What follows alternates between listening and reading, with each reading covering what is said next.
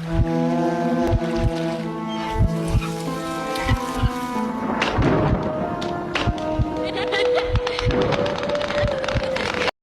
นผู้ฟังเคยพบเจอเรื่องราวความหลอนเรื่องหยังบ่ที่ว่ามันติดตาติดใจแล้วลืมบ่ลงแม้จะผ่านระยะเวลาอันยาวนานคือกับเรื่องของแม่บุญล้ำเพิ่นมีประสบการณ์ตรงเนาะเป็นประสบการณ์จริง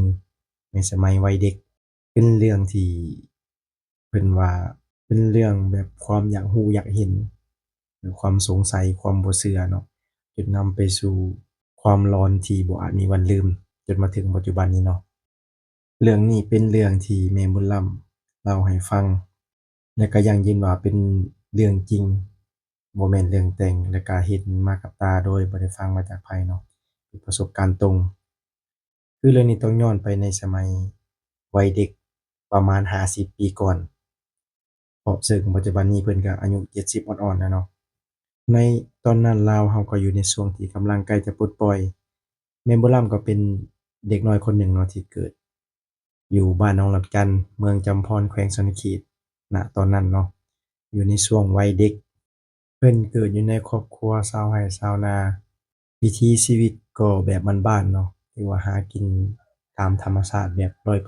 100%ไฟฟ้าน้ำประปานี่ถือว่ายังบ่มีเลยมีก็แต่น้ำสร้างส่วนไฟก็ต้องเป็นน้ำมันน้ำมันไฟเนาะกลางคืนถือว่าเงียบสงัดมีแต่เสียงสัตว์สาบาสิ่ง เสียงทุ่งไร่ทุ่งนาแล้วเนาะเสียงกบเสียงเขียดแล้วอยู่มามื้อหนึ่งซึ่งมื้อนั้นก็เป็นมื้อที่ได้เฮ็ดนาเนาะ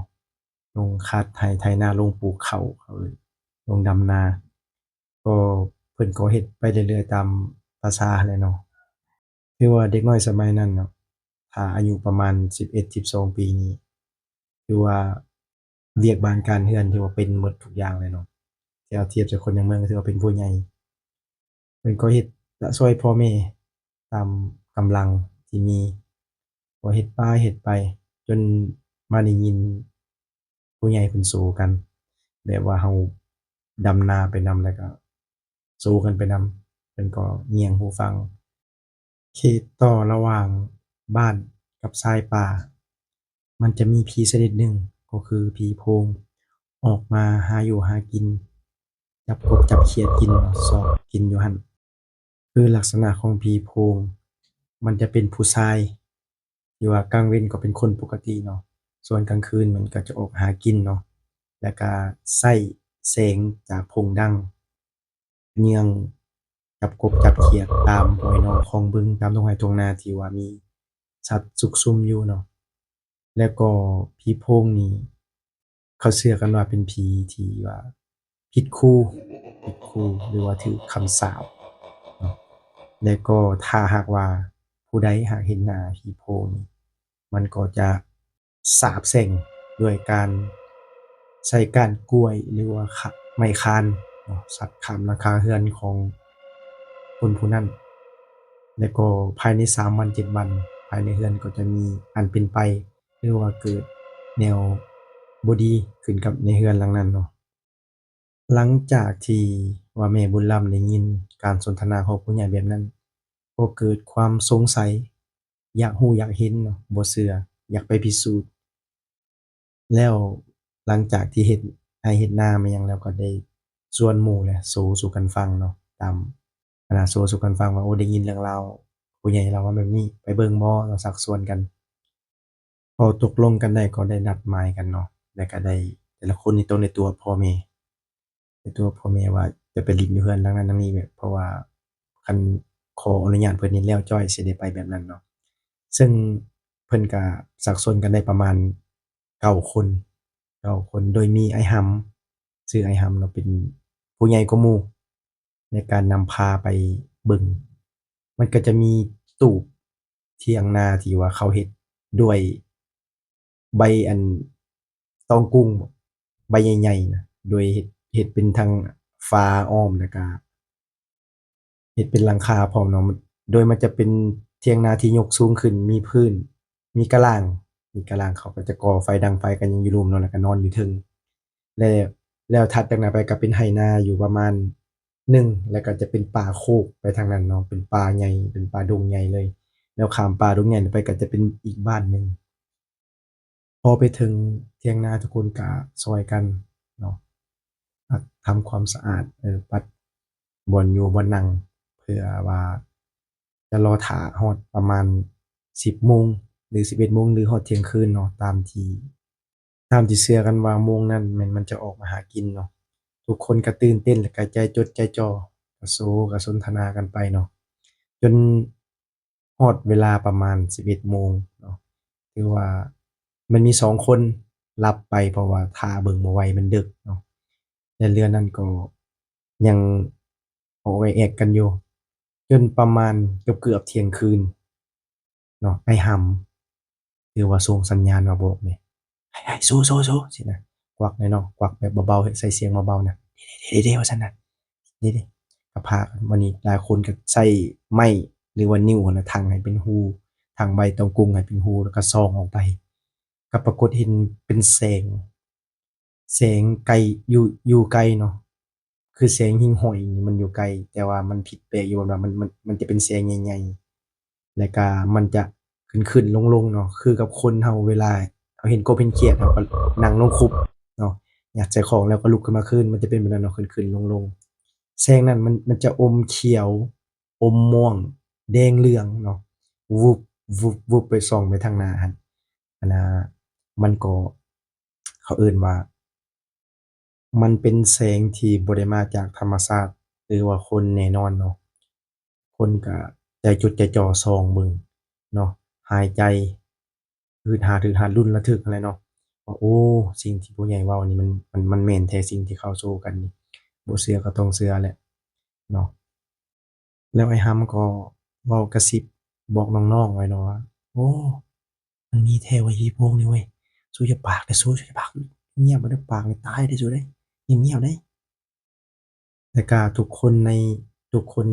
เถียงในตู้พู้นน่ะก็พากันส่องเบิ่งด้วยใจระทึกใจจดใจจ่อเนาะแบบเงียบที่สุดจนได้ยินเสียงหายใจได้ยินเสียงหัวใจเต้นบบๆๆเลยมาแล้วอยู่พักหนึ่งเนาะแซงนั้นอยู่ซื่อๆก็หยุดจึ้งอยู่เออแล้วค่อยๆหันมาหันเงียงมาทางอันที่ว่าทางแม่บุญล้ำมาอยู่เนาะแล้วก็ค่อยๆ ย่างเข้ามาคือมันรู้ว่าโอ้มีคนเบิ่งมีคนจ้องเบิ่งอยู่เนาะมันค่อยๆย่างเข้ามาทีละก้าวทีละก้าวแบบใจจดใจจ่อทางอ้ายหำทางแม่บุญล้ำที่ว่าแล้วก็เด็กน้อยหมู่คู่ที่ว่าส่องเบิ่งกันน่ะต่างก็พออยากลืมหายใจไปเลยเนาะมันลุ้นระทึกใจจดใจจ่อมันย้านความหยังแบบทุกคนเอามืออัดปากเนาะอัดดังไว้บ่ให้มีเสียง แล้วก็ส่งสัญญาณในการแบบเงียบที่สุดเนาะบ่ให้มีการเคลื่อนไหวหยังแต่ว่าแสงมันก็ยังจับใกล้เข้ามาเรื่อยๆจนเกือบเห็นฮอดหน้าเห็นเป็นเงาลางๆแล้วก็แสงวูบๆส่องมาทางหน้าแล้วอยู่บ่ซื่อมันก็หยุดเองมันก็หยุดจึกอยู่บัดหนึ่งเนาะมันหยุดจึกแล้วก็เพราะว่ามีเสียงเอิ้น นั่นก็คือเสียงจากพ่อแม่อ้ายเอ๋ยน้องเขานี่เนาะที่ว่ารู้เรื่องว่าทางแม่บุญล้ำแล้วก็หมู่คู่เพิ่นนี่ได้ตั๋วว่าไปลิ้นหั้นเนาะที่แท้แล้วมาจอบเบิ่งมาจอเบิ่งผีมานี่เพิ่นก็มานำมาหยังเนาะมาหลายคนมาเอิ้นอันล้ำเอ้ยล้ำหำแล้วชูคือว่าตัวพ่อแม่มาเบิ่งนั่นนั่นนี่ก็พากันร้ายกันนั่นเนาะพากันโวยกันนั่นแหละเนาะ แสงนั้นก็ค่อยๆเลื่อนไหเข้าไปในป่าโคกตัวนั้นเนาะแล้วก็มิดมืดตึบไปเลยบัดนี้ทุกคนยังตกอยู่ในอาการผวาหวาดกลัวนี่อยู่แล้วพ่อแม่ก็มากอดมาอุ้มเอาแล้วก็กลับเรือนพากลับเรือนแล้วก็ตื่นเช้ามานี่เพิ่นว่าไข้เกือบหมดทุกคนเนาะยกเว้น2คนที่นอนนั้นเนาะอันนั้นก็นอนเป็นตายอีหลีนอนบ่รู้เรื่องอะหลี ที่ว่าเป็นไข้แล้วเพิ่นก็พ่อแม่ก็พาไปอาบน้ำมกรดน้ำมนต์ให้เนาะไปผูกคอต่อแขนเนาะถือว่าเป็นเรื่องที่แม่บุญล้ำย้ำอะลีว่านี่แหละความว่าบ่เชื่อบ่ฟังผู้ใหญ่เนาะความอยากรู้อยากเห็นเกือบพาตัวเองไปซวยไปเจอกับเรื่องราวหลอนๆที่ มันยังติดตาติดใจมาเนาะจนผ่านมากว่า50ปีเลยก็ยังจื้อได้ดียังจำได้ดียังจำบรรยากาศแสงนั้นยังติดตาเงานั้นยังอยู่ในความทรงจำเนาะและนี่ก็แม่นเรื่องราวที่ว่าทางแม่บุญล่ำเพิ่นได้มาแชร์ให้ฟังเนาะก็เว้าดูก็นั่งไปแบบใจจดใจจ่อนั่งฟังเพิ่นมันสิมันสิจบแนวใดมันสิเกิดหยังขึ้นถ้าว่าพ่อแม่ทางเพิ่นบ่มาหั้นน่ะเนาะก็บ่อยากคิดภาพเลยเนาะตอนนั้นว่าเป็นประสบการณ์ขนลุกอะหลีฟังไปนำขนลุกไปนำเลย เช่นเคยเนาะขอบใจทุกท่านที่ว่าติดตามรับฟังมาจนจบถ้าหากว่าท่านฟังเป็นครั้งแรกเนาะก็อย่าลืมกดติดตามไว้เนาะกดไลค์กดติดตามไว้เพื่อจะบ่ได้พลาดเรื่องราวความร้อนเรื่องต่อไปเนาะสำหรับค่ำคืนนี้ก็บ่มีหยังราตรีสวัสดิ์ทุกท่านแล้วกันนะ